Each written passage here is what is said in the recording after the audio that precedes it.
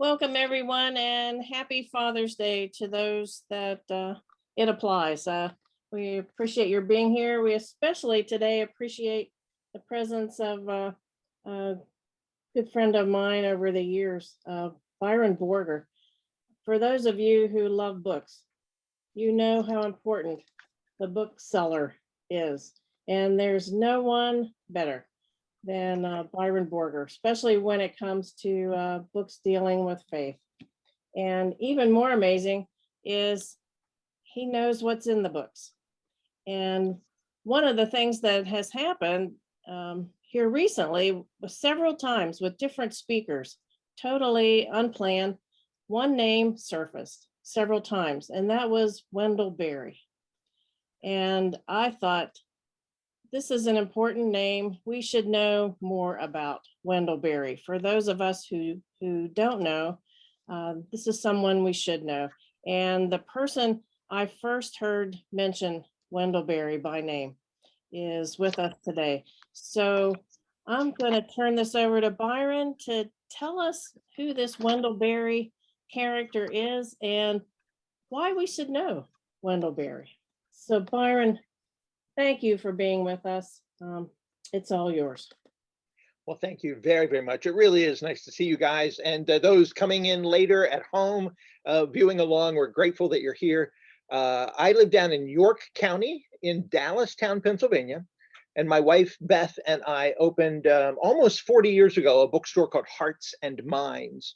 And Hearts and Minds is in Dallastown, although we attend First Presbyterian Church in York, which is not far away, but a different presbytery. My daughter, Stephanie, my oldest daughter, is involved in presbytery level stuff and is right now teaching an adult ed class here on Sunday morning on Exodus in our own First Presbyterian Church down in York. So we love being with church folks and particularly with Presbyterian folks. Although here's something I want to say, and it'll lead me into why Wendell Berry is so important to me.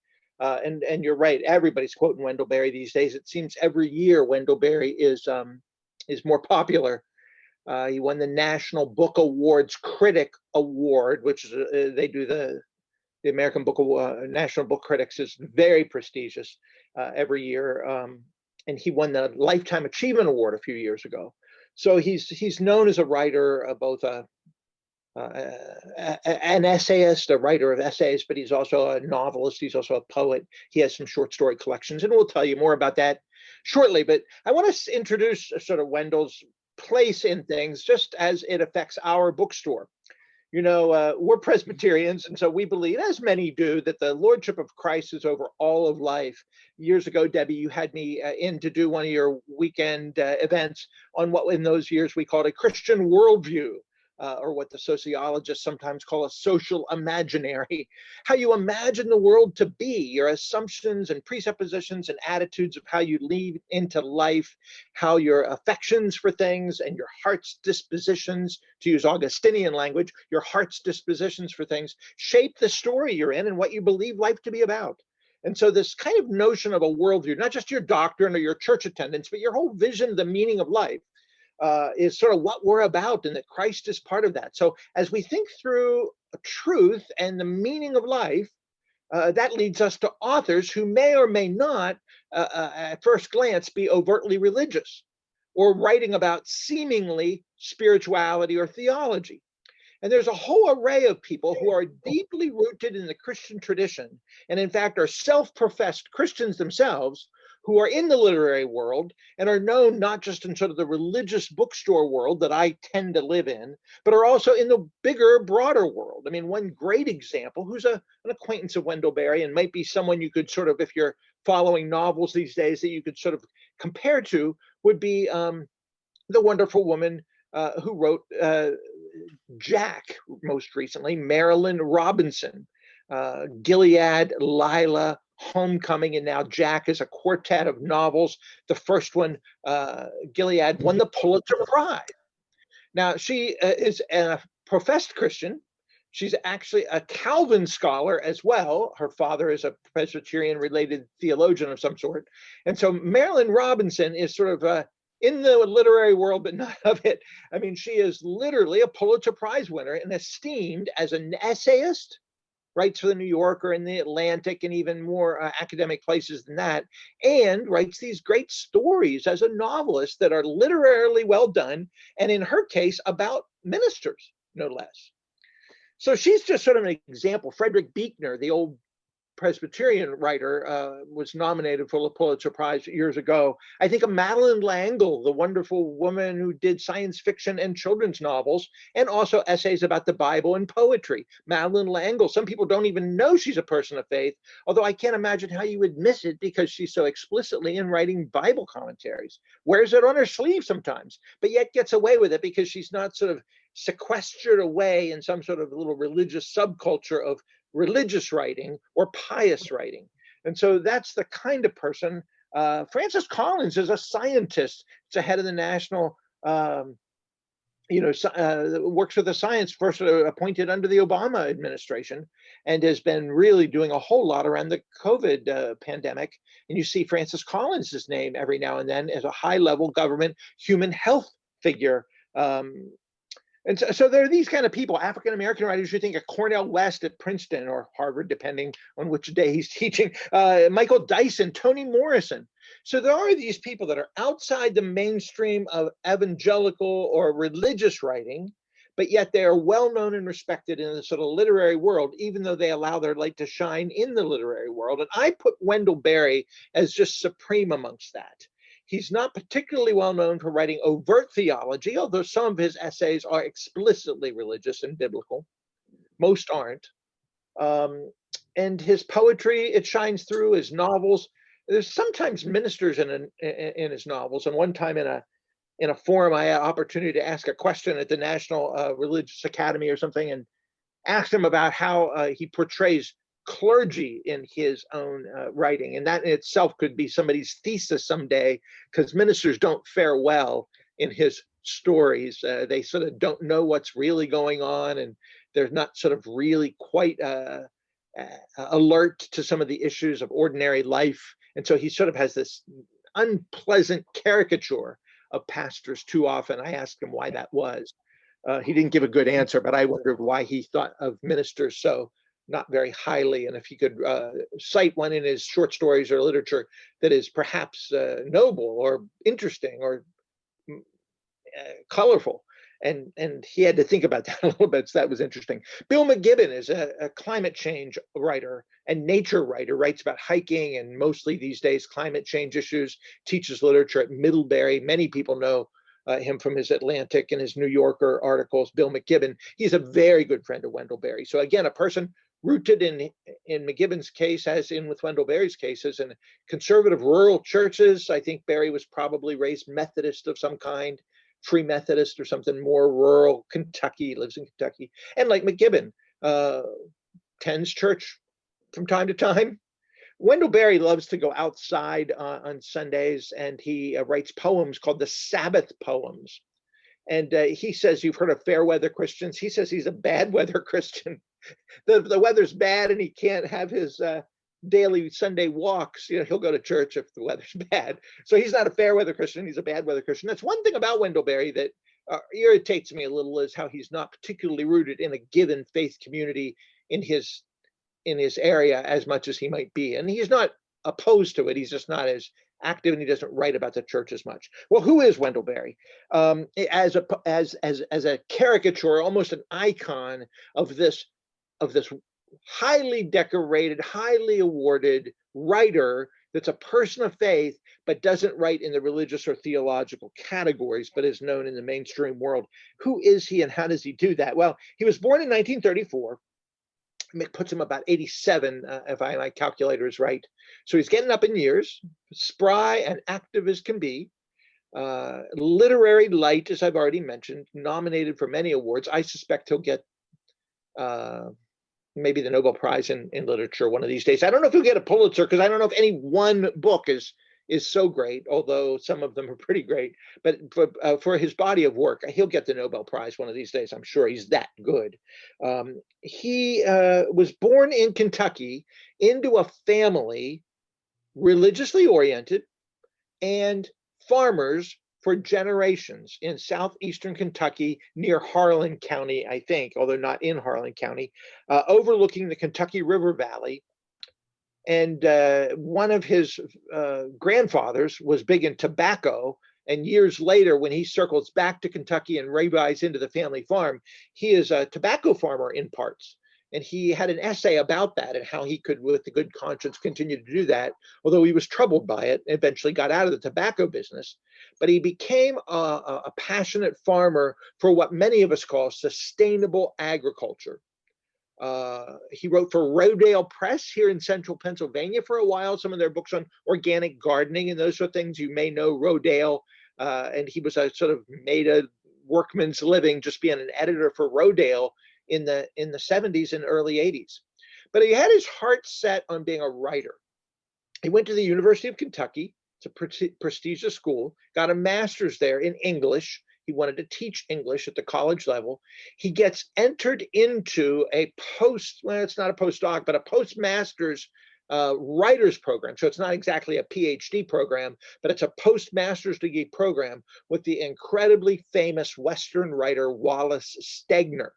And Stegner, nominated for awards, one of the best writers of the 20th century, later 20th century rather than Hemingway and those kind of guys from the early 20th century, but Stegner is up there. And Stegner had this creative writing program at Stanford. So he goes from University of Kentucky in Louisville to Stanford with Wallace Stegner to study writing. Ernest Gaines, who writes about African-American culture, was in the program with him. Edward Abbey, who is a remarkably curmudgeonly, funny nature writer and protector of free wilderness in the West. He hated some of the development of the West and was a park guy, a nature park guy, way out in the middle of Moab somewhere back in the 50s. And Edward Abbey knew him in this program. Larry McMurtry, who some of you may know from the famous cowboy novel Lonesome Dove, which was made into a movie. Kevin Kesey, who wrote One Flew Over the Cuckoo's Nest, which was turned into a movie and now a TV show adaptation. So he is in a writing program with some of the later 20th century great writers, some men and women that were well known, and they all affirmed his writing. He had his first novel called Nathan Coulter, published in 1960. So that just sort of places you a little bit of where he was. And he went off to teach college. It's a country boy, Southern accent, Kentucky accent. He was taught very good grammar, as particularly people in the South were in those years, very good grammar, but he has this sort of syntax and rhetoric that sounds very much like a Southern Kentucky guy. And he was a little ashamed of that. And later we'll see he circles back to sort of embracing the local and the Southern and his particular rural and agricultural background, which he becomes sort of the saint of, going back to the farm and working on sustainable agriculture in your own place. So that's what he's known for. But the story hasn't gotten there yet because he's teaching in New York City. He gets a fellowship in France. He teaches in Paris for a year. He studies, I think, in Brussels maybe for a year. So he's in Europe. He's a rising writing guy. This is the early 60s. He's teaching. He gets a job in New York City at NYU.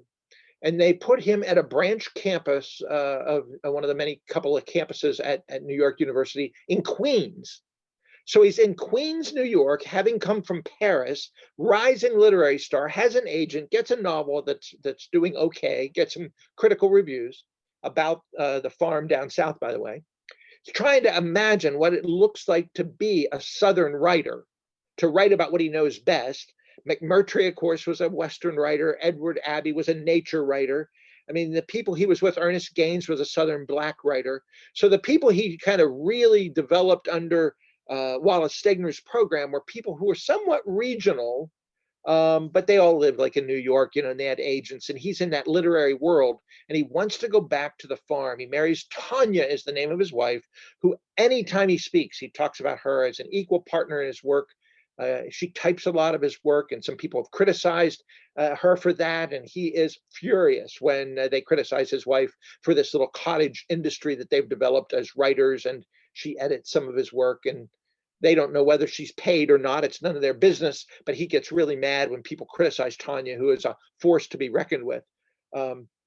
So he goes back to the farm, decides he's going to go back to the farm. He wants to buy into the family farm. There's several 100-acre farms in kind of a network of grandfather and uncle. He has a brother that's a farmer as well. And so everybody's still back growing tobacco and other things there in the Kentucky River Valley. He's living the fancy life in New York and Paris, and his agent tells him he cannot go back to Kentucky. Says, if you go back to Louisville, no less, our Presbyterian headquarters, but let alone some rural town down in the valley, you will never go anywhere in your literary world. And he has sort of a decision to make. Parenthetically, his father moved out of the farming world for a little while in the 50s and became a senior aide to a Kentucky congressman in Washington, D.C.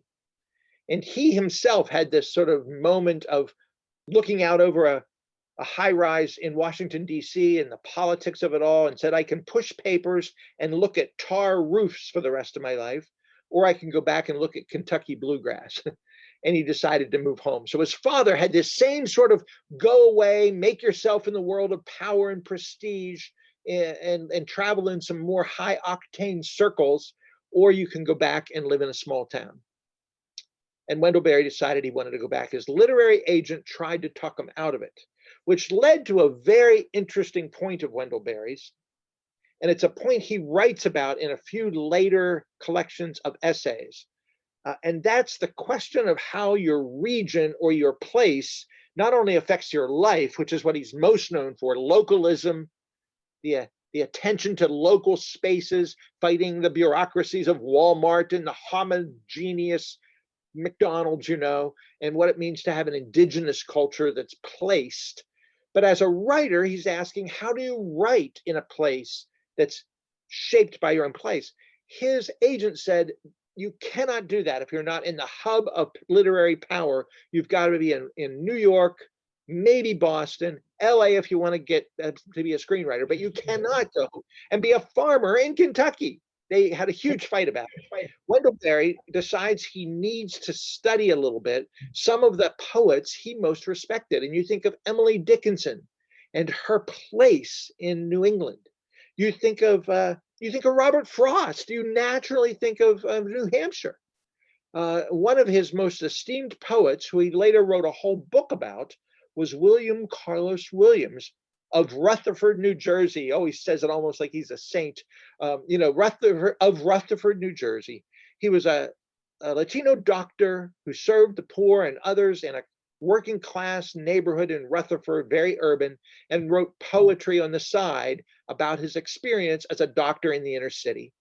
And so he later comes to write a whole book about Rutherford, New Jersey, and William Carlos Williams. And he realizes if Robert Frost can pull it off about New Hampshire, and Emily Dickinson, and you think of some of the Southern writers, they all have a sense of place. And that phrase, a sense of place, becomes hugely important in anybody talking about Wendell Berry, whether you're talking about your agricultural practices, having a sense of place, knowing the land, knowing the agriculture, tilling the soil in a way where the sand itself is speaking to you and knowing what's wise, or whether you're a writer and shaped by the stuff you know best because you're rooted in a place.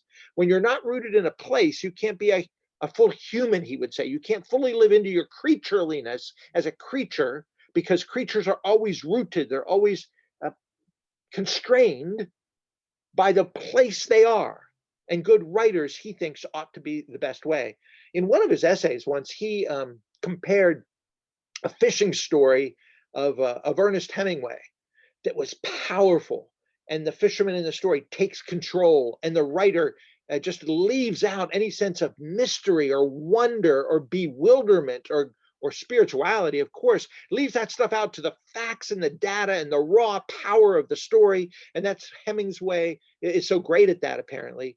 But there's no sort of mystery to any of it. And he compares the Hemingway fishing story with Norman Maclean, the son of a Presbyterian minister's A River Runs Through It, that is full of mystery and grace. And the style even communicates a grace and a place of the mystery of being in that river. That was a fascinating little essay but it sort of captures what Wendell Berry is about. That there's a mystery to life and a pleasure to life when you surrender to your limitations and the foibles of being a human in a place that you learn to love. Wendell Berry calls that the given life. That life is not something you make, it is a gift. I don't have to tell you at Derry Presbyterian or anybody else listening in that that's a profoundly theological assumption that doesn't sound terribly pious with Sunday school language, but it is as rock bottom truth of a Christian worldview of almost anything we can think of, that life is a gift. We do not make ourselves. We are here by grace. We are not our own, the Apostle Paul says. We are one with the other creatures. He's a St. Francis in that kind of way. You know, there's a Bible verse in Job that says, listen to the animals and they will speak to you. Listen to the fish and they will teach you. I have no idea what that means, but Wendell Berry, I think, knows what that means. That we have to sort of submit ourselves to the contingencies of our creatureliness and the constraints and the gift of our given place. And so that's a lot of what he is about. A farmer who leaves the farm, I don't want to say a prodigal son, but he makes his way in the literary world as a rising star. His literary agent tries to talk him into staying in New York, but he has this longing to return to his roots and take up agriculture back in rural Kentucky. He continues to write his Sabbath poems that I mentioned. He continues to write short stories of people as if he would know. He writes novels. The novels, the poems, some of them, and the short stories are all set in the same fictional town of Port Williams. I've often wondered if that's named after William Carlos Williams, the poet that he feels so much indebted to. Port Williams, Kentucky.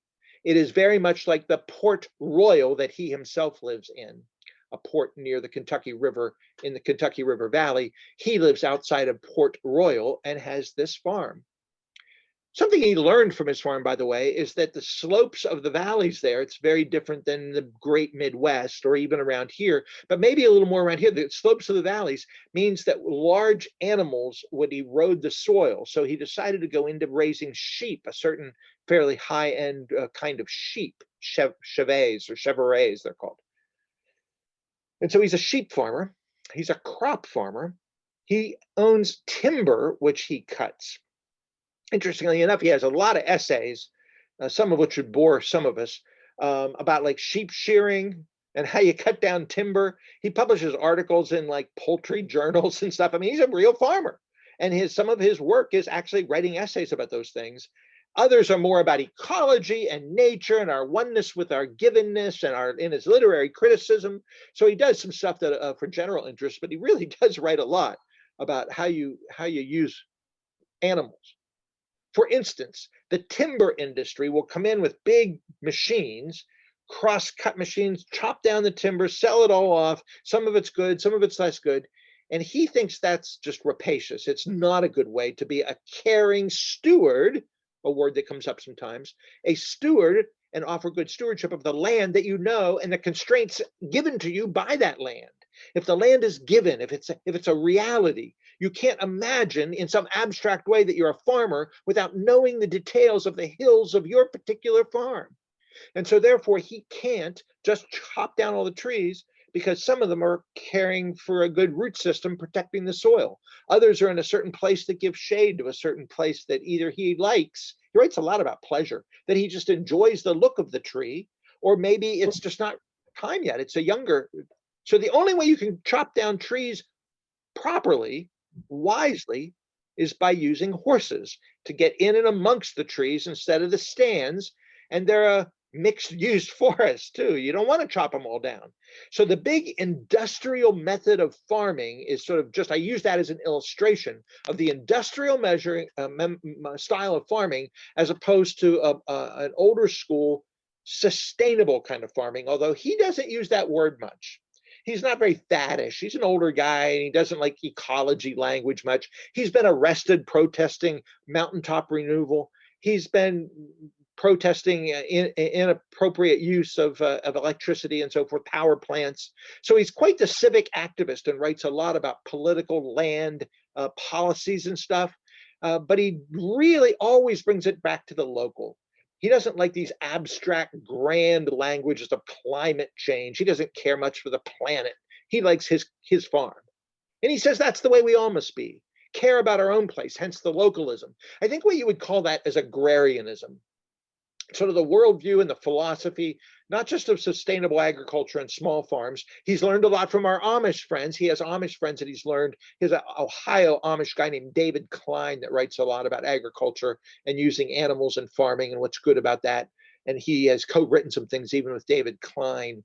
There's a guy in the Midwest out where the farms are big and wide, named Wes Jackson, who may be his best friend in life. And Wes Jackson started something called the Land Institute about root systems and how you sustain land and good quality soil. But every place is different. And so for him, learning the uniqueness of your given farming place is to show stewardship, which is what it means to be human. This is, again, another deeply biblical thing for those that have the ears to hear, that we are caretakers. Oikonomos is, I think, the Hebrew word from which we get economics. And it means to be a home economics. He has a book called Home Economics, that we care for the economics, but not in a big macro sense, but the unique commonwealth, as he calls it, of our own place. So localism draws on a lot of local stories and local color and local food, but also a local economy. One of his most famous essays in a collection of essays is called Two Economies. He was talking with Wes Jackson once about what would an economy look like that actually cared about value and not just price, where the value is determined by the community of the given membership, as he sometimes puts it, the membership of the commonwealth, as opposed to the price of the corporations. The price or the cost is not set by the market, but by the people. And they were talking about the great economy in contrasting it with the industrial market of capitalism. And Wes Jackson said, the only word I can think to rename that kind of stewardship, oikonomos, communal, commonwealth economy that's local is the kingdom of God. And Wendell Berry smiled, said, that's the kind of economy we need. So these theological words like prop up every now and then. He never talks about Sunday school or going to Princeton Seminary, but he calls his deepest economic theories of the kingdom of God. Theologians do like this guy that ended up going back to Kentucky and becoming a literary light. It worked after all for him. He'll get the Pulitzer or the Nobel Prize, I think, one of these days. So it did work for him. His agent was wrong. He's known as a person who writes stories all set in Kentucky. But other theologians of note really do like him. You had Walter Brueggemann at your own church more than once doing a weekend Sunday school. I got to sell books there from Hearts and Minds. And we were there sitting in the back with Brueggemann. And we had been with him a week before in central Pennsylvania, or a couple of weeks before, at a United Church of Christ event down at Willow Valley, I think it was. And I'm sitting on the floor in the back, and he's trying to come up with a Wendell Berry quote that he knows well. Brueggemann likes Berry a lot. And he goes, bookseller, Borger, what's that quote from Wendell Berry? Where is that? And I didn't know what the heck he was talking about. I made something up. The Two Economies, it's in Jaber Crow novel. I don't know. He fell for it. But yeah, Brueggemann quotes Wendell Berry all the time because Wendell Berry talks as much about anything as the land. And Brueggemann, of course, is known for having much of his Old Testament theology based around the biblical motif of land given in creation, even more so, which Wendell Berry likes better, the promised land narrative. Wendell Berry says what's good about that, it's given to fallen people. It isn't some Eden of abstract perfection, which he finds a little less useful to be a carer of creation by saying in Genesis 1 and again in Genesis 2, Adam and Eve, made in the image of God, are told to tend and keep the garden. That preaches.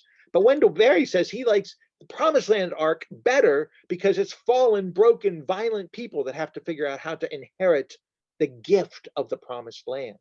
But that's real Brueggemann, isn't it? That sounds, and then the exile. and coming back after exile. So Brueggemann likes him because of his incessant language of land as gift and responsibility as we respond to that. That's one person that likes him a lot. Another person you would probably know is the late Presbyterian minister Eugene Peterson.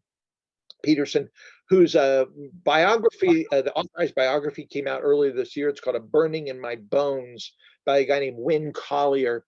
And Wynne, to understand Eugene Peterson, realized he needed to meet Wendell Berry, which he did, I think. And so Wynne Collier, who wrote this authorized biography of Eugene Peterson, A Burning in My Bone, knows that Peterson esteemed Wendell Berry. I'll tell you a little story about Peterson. He did the paraphrase of the Bible called The Message, a very thoughtful Presbyterian writer and lover of literature. He never wrote a novel, though he did write poetry. But Peterson sometimes would call our bookstore, he was one of our customers, fiercely loyal to us, a localism motif. Wendell Berry would never buy a book of Amazon. I mean, he doesn't even own a computer. One of his famous essays in the New Yorker was Why I'm Not Going to Buy a Computer. Pencil and a Royal typewriter works well for him. But sometimes Eugene, similarly, that in those years wasn't using a computer, would call us and he'd say, I'm mentoring a group of 6 Presbyterian pastors or 6 pastors. And I'm over a course of a year, I'm just befriending them and stuff. I want you to send them the novel, which is perhaps his most famous book, Jayber Crow. Jayber is this barber in Port Royal, nicknamed Jayber. His real name is Jonah. He thought he might go into the ministry, but decides not to, comes back to become a barber. And the town loves him and goes to the local barber shop and tells him the story. And Eugene Peterson asked us to write a little note and said, anytime, mail it to these 6 pastors I'm mentoring, or soon to be pastors, tell them anytime you see the barber chair, think of the pulpit.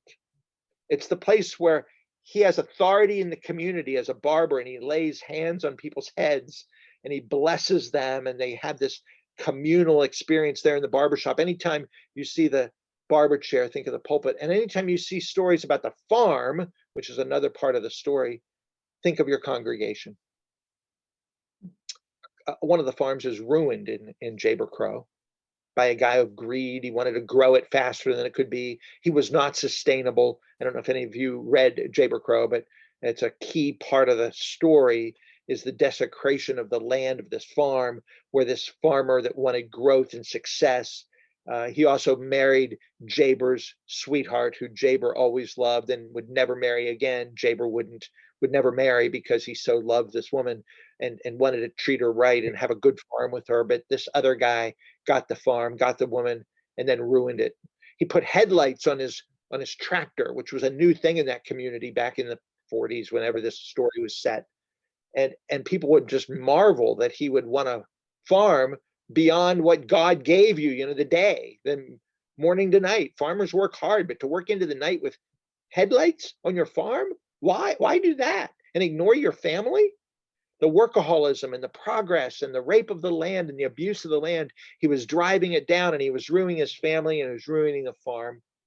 So you can ruin a church with mega church growth commitments, and Eugene Peterson knew that, but he didn't want to yell at these guys about mega churches. Eugene's a little grumpy, and he yells about mega churches sometimes, but he'd rather give them a novel where a guy abuses a farm because he has visions beyond his limitations.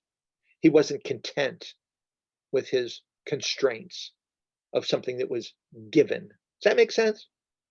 So it's just interesting that people like Brueggemann and people like Peterson adore Wendell Berry, and Wendell Berry's poems and stories figure into their theological education, whether it was a biblical scholar or like Brueggemann, or a pastor like Peterson. Others like him or not, but this business about givenness is so important to Wendell Berry. He believes life is not only a gift, but it's sacred, and therefore all of life is holy. He uses language when writing about pollution and so forth as desecration. If everything is sacred, pollution it's desecration. You think of that word. There's limits and constraints, as we mentioned. We are part of the whole community, fellow creatures with other creatures, and therefore we're necessarily local. And we can only know things in the local. He really resists abstract talk about general principles and highfalutin economy or theology or spiritual or ecological language about changing the world, which you do in abstract. He's all about feet on the ground in your given place. He also thinks that givenness and a theology of all of life as a gift leads you naturally to gratitude, because this is all grace. And so he's a very grateful person. And again, a very pleasurable person. I think his wit, other people that have met him have told me this. We've sent books to him, to his farm. It's called Lane's Landing, is his address, by the way. I don't know how we came to, somebody said, Wendell wants these books, please send them. I was so honored. I wrote to Debbie and said, oh, I can't wait to brag that we sent books to Wendell Berry at least. But I have friends that have met him. They say he's really a funny guy. His wit does not come out in the books nearly as much as his real life. He hates being talked about in fancy ways. He's a very humble guy. I think it's sincere. If you want to see something fantastic, do you know who the actor Nick Offerman is? The guy, not spelled with a U, I think it's spelled with an O. Offerman, who was in Parks and Recreation. Oh, Big early guy, and he's lately written books about craft, about like timber and wood and construction stuff. He's a builder of sorts. And he has a couple of books about sort of being the maker culture of the hip counterculture that now wants to build its own stuff. So he has a couple of books about building, but he's known as an actor. He is the biggest Wendell Berry fan ever. And when Wendell Berry won a couple of years ago the National Book Award Critics Circle Award for a lifetime achievement in the arts and letters, they had Nick give the award. So he gives about a 20-minute speech that is spectacular. You can Google that and find the National Book Award, Lifetime Achievement Award, Wendell Berry program. Wendell Berry's speech is less interesting. He gave a little speech to gratitude, and he has a little paper there. He wrote it out by hand. But Nick Offerman's speech is spectacular about why Wendell Berry is so important to him and his teachings about love and place and land. But also he says, Wendell, I know you don't even like to hear your work read out loud, like a reader would read parts of his books out loud. And he says, I'm sorry, I got to do it. He kept apologizing to Wendell. He goes, I know you hate this. You don't even have to want to come to this shindig, fly in a plane, which he doesn't really believe in because he doesn't want to waste the electricity. So he has a lot of integrity. He doesn't travel much, but when he does, he's sort of embarrassed by it. So that's kind of a cool thing. He does want to have a lot of integrity. At one point, Wendell Berry had his papers. I mean, he's a major literary figure, so libraries vie for his papers. And they were at the University of Kentucky. Quite naturally, it's where he was from. It's where he's an alumni. But they had stock holdings to invest to make money for the college in the coal industry. And of course, the coal industry has been violating people's miners' rights around not doing the ventilation system. So there's a rise in black lung. I have a grandfather that died of black lung, and I've been reading about that lately. There's a book called Coal Dust, The Soul Full of Coal Dust, that is a document about collusion between doctors at Hopkins and other places where they're not taking care of the miners' rights to have better ventilation in the mines. But of course, the mountaintop removal is even worse. And so Wendell Berry decided that if his major institution is going to be so friendly with the polluters, he doesn't want to be friends with them as much anymore. And with integrity, he took his papers, a great embarrassment to the college, out of the University of Kentucky and gave them to the Historical Society, the Kentucky Historical Society. So again, he can be feisty at times. This small scale farming thing is important to him. The sense of place is important to him. So that's some of the stuff. I'll tell you what I'd like to do, we got a couple minutes before I want to open it up to some conversation, but I'd love to I have 5 or 6 sections I was going to read, and I don't know if I have time, but I'll just alert if you want to take some notes, or anybody listening, to just a couple things that might be helpful. First, I want to say this too, as we begin to look at a little of his actual work. He describes himself as an amateur writer and an amateur farmer. He's written books on farming. He's written books on writing. He's a world-class writer and a world-class sustainable agriculture. Some call him the father of the recent renaissance of the farm movement, or the food to table movement, or the the renewal and revival of central markets and farm markets. I mean, he's literally like the father of that stuff. He says, I'm an amateur. But you know why he says that? If you think about the meaning of the word, auteur, or whatever it is, it means that you do it out of love. Doesn't necessarily mean you're bad at it. It just means you're not a professional, a word that he hates. In the industrial worldview, you become sort of a machine-like god of forcing things to work out the way you know them to be. And to that, you need experts, and experts get a job and they become professionals. And he doesn't like any of that. He wants to do things out of love. And so he writes as an amateur writer and he farms as an amateur farmer. Isn't that interesting? He says we should be amateurs. And that comes through his novels over and over again. And if you do it out of love, then you do it out of what he calls affection. One of his collection of essays is called It All Turns on Affection. It comes through in his work over and over again, and that's affection for place and affection for the membership of the place.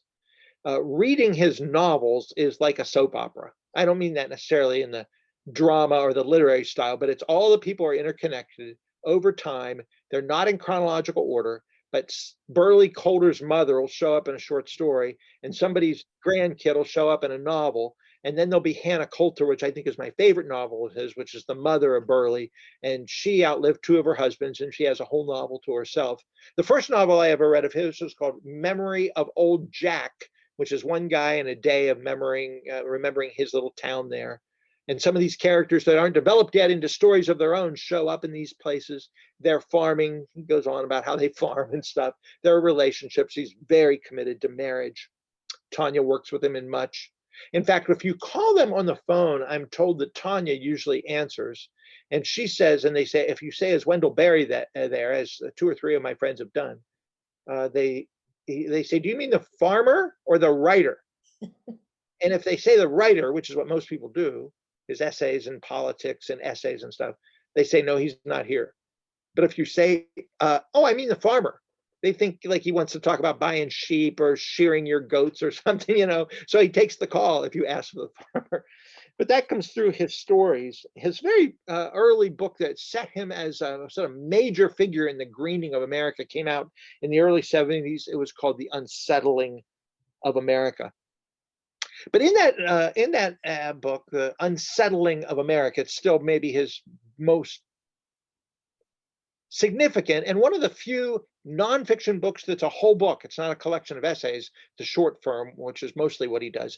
The Unsettling of America still is important today, looking at the farm crisis and so forth.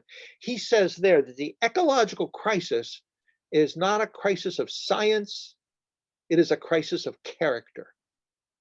And there again, the sense of virtue of who we are as people, deeply questioning our sense of place, becomes a theological question, right? The question of character. So that shows up, stuff about character and virtue in quiet and sometimes dramatic ways in many of his stories. He has a short story called Thicker Than Liquor. My friend Steve Garber writes about it in Visions of Vocation. And it's about, oh man, I just ought to read to you what Garber writes about it, but it's about this boy that's growing up. I don't think I have time. It's in a collection called That Distant Land, but Wheeler is the boy's name. And as an adolescent, he loved to play with his Uncle Peach, who was his mother's brother. And Uncle Peach was his favorite uncle, and they had a lot of fun together. But as he became an adolescent, he realized that Uncle Peach was an alcoholic, terribly so. And he grew to hate him for that. And his mother scolded him and said, blood is thicker than water. You know that saying, that we as a family have to stick together. And he says, yeah, is it thicker than liquor? And he said it mocking to his mother. And she said, yes, it is. We love our people in their brokenness, no matter what. Well, he goes off to school. He goes off to law school. He becomes a lawyer. Yeah. And my friend Steve Garber in the Visions of Vocation links it to the Good Samaritan story, where Jesus is asked, well, who is your neighbor? Well, at one point, a local hotel calls Wheeler and says, your Uncle Peach just wrecked the room, smashed up thing. He's drunker than he's ever been. You got to come and get him.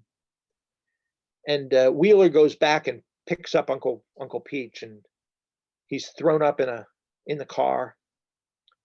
He's tried to clean him up the best he can. He washes him tenderly. He throws up again in the car on the way home. On the way, he's thrown up in the room, of course, vomit everywhere. He cleans it up, cleans up himself when they get home because he's been vomited on.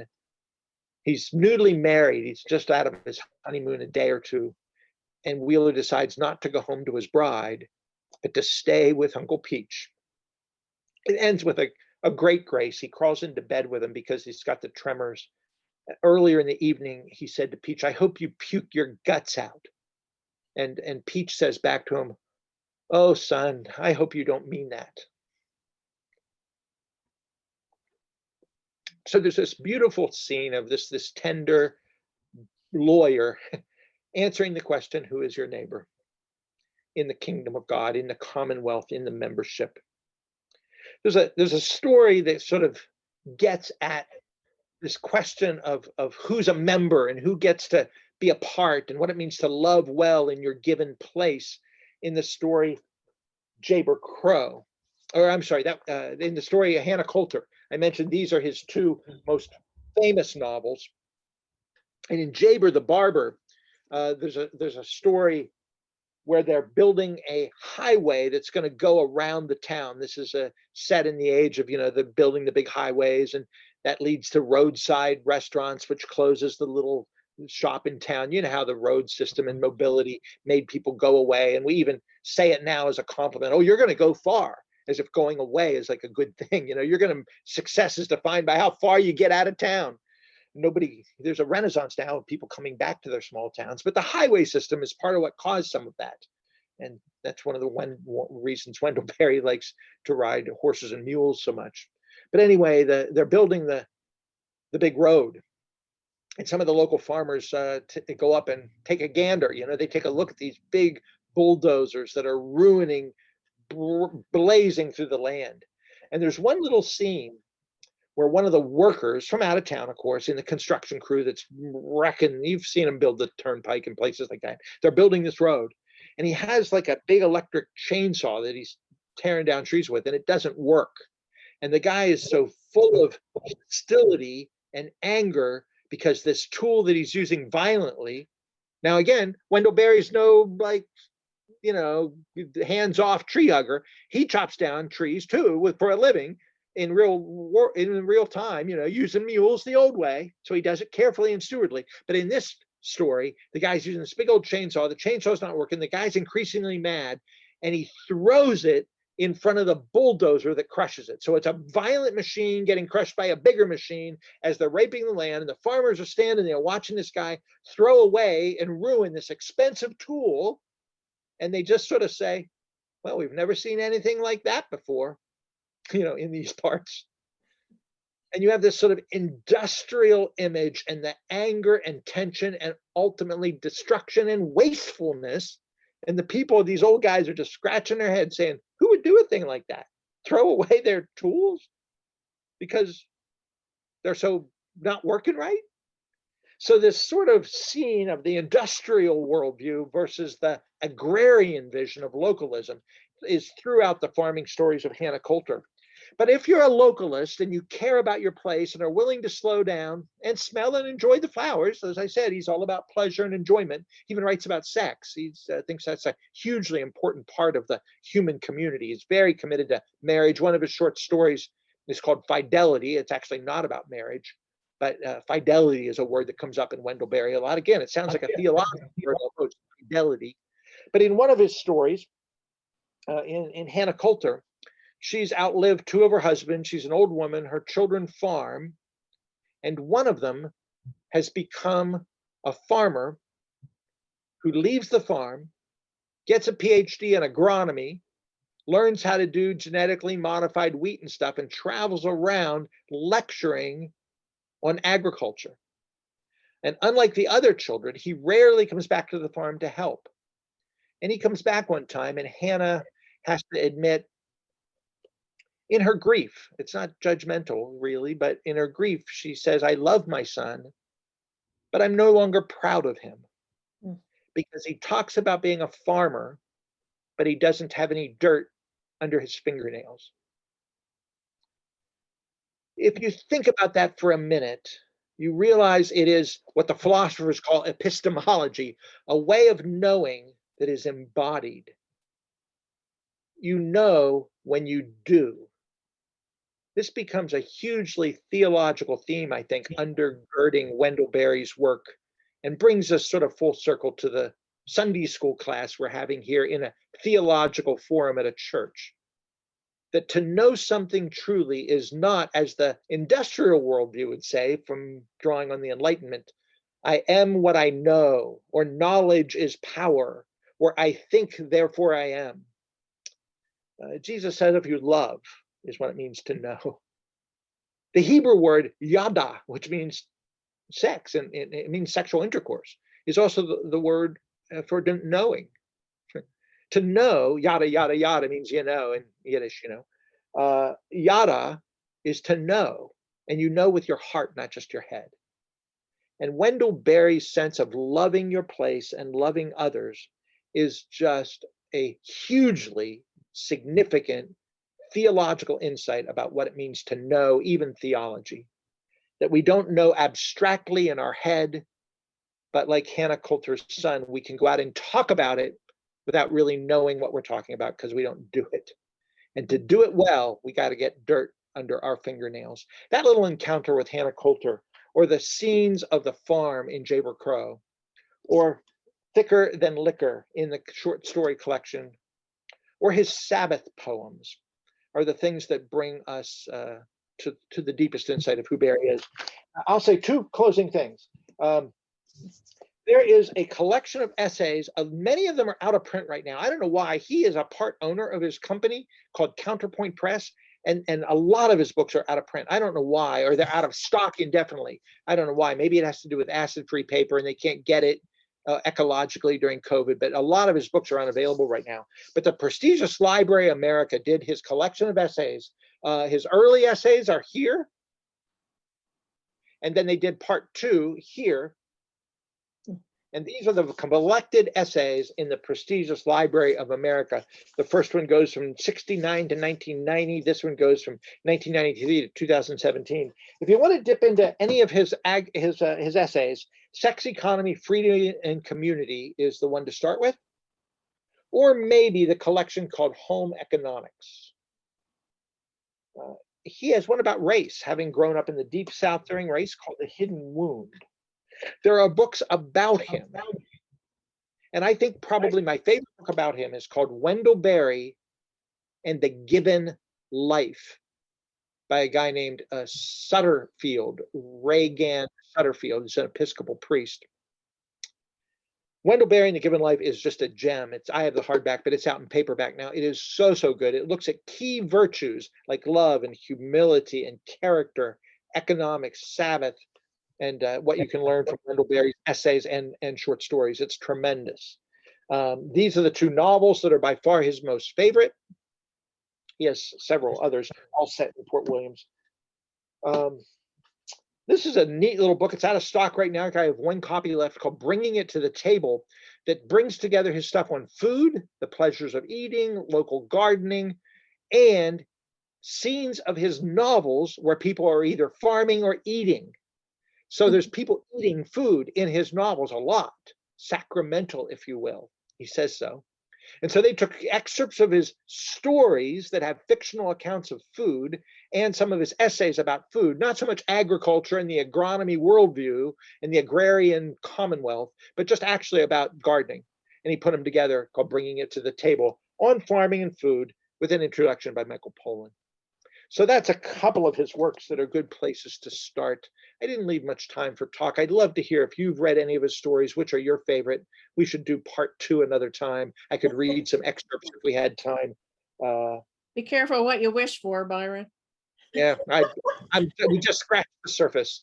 No, Wendell Berry's work, his fiction, his nonfiction, and his poetry. How much lead time? How much lead time do you need to do part 2. Oh, I got my notes already done. I got through 1 page of 4. So Next Sunday. you're going to see it tonight. Come on. Jack, there's that filler. After worship, come on There back. you go. There you go. I have a question for you, if I may, Byron. And by the way, I think you could write his biography. You're pretty. That was very, very extensive and very good. Numbers wise, how prolific is his writings? Do you have an idea in your head how many novels, how much poetry, that kind of thing? Oh, that's, if you ever go online, I mean, Wendell Berry doesn't go online, but if you look at Wikipedia and it has them all listed. There's a couple of Wendell Berry websites. There's a great Wendell Berry podcast called The Membership, which is what he calls if you're part of the community. Community is so big to him, and everybody's a member, including Uncle Peach. So everybody gets in. And so you go to the website or the membership podcast or Wikipedia, but he's written, I think maybe 15 books, probably 30 collections of essays, many of which are out of print, 25 collections of essays anyway, 1 or a dozen novels, 4 or 5 volumes of poetry, but a lot of them are little. And so they put them together. He has a kid's book. Somebody wrote a musical piece, putting his lyrics and readings together on CDs. His poetry, you can get the big collection of poetry is called collected works or collected poems. And they are all his Sabbath poems that he writes. But many of the small ones are out of print and the big ones out of stock. So he's very prolific, very prolific. Sounds like he's probably writing something all the time. Yeah. Byron. But again, there are magazine articles and stuff, and then they put them out in a volume, and some of them are sort of technical, like Marilyn Robinson's writing. I mentioned Marilyn Robinson, who writes these glorious novels. She writes essays, and I hardly understand some of them. So he's not like a really witty, passionate essayist. It's stuff like you'd read in the Atlantic or the New Yorker, or maybe the New Yorker, or the New Republic or something. It's fairly serious civic thinking or ecological thinking against consumerism and caring for the land and that sort of stuff. But yeah, he's always writing. He has a writing shed in his house, looks out over windows. He writes what he calls window poems that he sees out the window. Very good. Well, if you come back, when you come back, I'm going to say when. I have a feeling you're sitting with some of the powers that be, so it won't be a question of if, but when. Just hearing some of the farming people on TV here lately, the question of water. Yeah. Does he write about you can't farm without water, and at least out west in this mega drought? Yeah. And I don't know where that stops. I can't say exactly which essay he addresses that in, but he does write about it from time to time. Now, in his stories, people are always on the river. They got barges and, they're going on the river and they're connected to the Mississippi and stuff. So, the river life of rural life is important to him. And so there's a river in town. But whether his collected essays write much about that, that's a good question. I know there's at least one place where he writes about that a lot. But the question of irrigation, is a big project, and he doesn't like that. So he would, again, want to grow crops that are local and faithful to the place you're in. And if you have to irrigate all kind of water and have political machinery going on to make policies for global, then that's probably too big anyway. Mm. So he would probably have an inclination not to be too much part of that. Yeah, I just read a big article yesterday about the Southwest and the West and the Lake Bede, the fact that it's like 30% full at this point, and there's no rain, and there doesn't seem to be any coming in the forecast. And they're saying that to fill it up would take many years of extra rainfall. We're facing a major disaster, and it's being ignored by most people because all they do is they run over and they turn on their spigot and water comes out. Except or their air conditioner in the largest cities that are growing, Albuquerque, Santa Fe, the Southwest, where Las Vegas, where maybe we shouldn't have big cities, but we built them on cheap electricity. which We comes build from on big cheap dams. electricity and cheap land. Yeah. Yep. And Of course, his friend by the Edward way, Abbey protested that dam that built Lake Mead, and there's his friend Abbey has written about that a lot. Yeah. Full Before- circle, comes around. before full long, we're circle. not going to have it. So yeah. Yeah. And now also because it's down and the other lake that feeds it, now power generation is going down. So it's a full circle, Yep. cat chasing its tail, and Yep. it's going to be an Yep. interesting bad year. Well, he's Yeah. convinced the way out is local. Get out of your car or off your horse and get involved. That's one of his essays. Get out of your car and off your horse, but get into the land. So he's into the localism stuff, and he thinks that's the only real answer. I'm not sure he's right about all that, but he's very much about start where you are, do small things well, and learn to be an amateur and give thanks. That's a big ship to get turned around. That'll be, and we It's- probably won't do it until we have to. It's Yeah. after Maybe 10, too late. it's after 10, we could get cut off at any time. We wouldn't want to do that to you without thanking you for, I Yeah. should say, being here, being on the computer, meeting up with us, and Yeah. Well done. speaking to Thank for you. the folks that'll be watching the recording. Well, I Thank you. hope it drives them to Wendell Berry's work. Read the novels, read the poems, a couple of the essays, that Reagan Satterfield book that I mentioned, dive in, get them in the church library, as I'm sure you already have. You I got a don't book think club. we have much. I'll have to check. I'm not sure we've got much, so we'll probably be in touch again on that too. And may I advertise your website? What is your website? www.heartsandmindsbooks.com, Hearts and Minds Books. I'm going to take some of these notes, I think, and do one of my regular book notes columns Yes. on Wendell Berry stuff. I haven't done that in a while. When he has new books, I announce them at our little Yeah. newsletter, but I should do a whole newsletter designated to this. You've inspired me to do that. That'd be great. That'd be Very great. Thank Byron, you. Thank you. Thank you all Thank so you much. very much, Wendell. Really, really Thank you. appreciate it. Yeah. Very so much Thank you, Byron. appreciate it. Talk to you later.